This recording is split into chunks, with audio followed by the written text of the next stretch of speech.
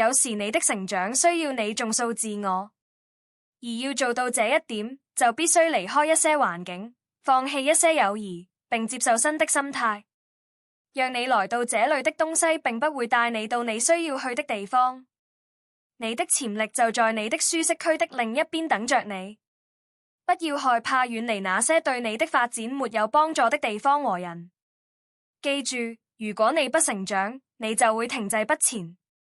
允許自己進化，尋求新的視野、新的參考。最重要的是，相信自己轉變的力量。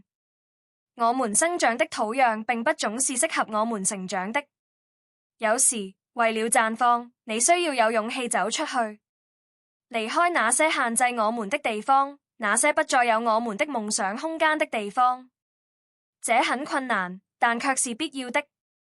這會造成傷害，但也會改變。記住，成長需要運動。不要害怕出發去尋找可以讓你充分展現自我的地方。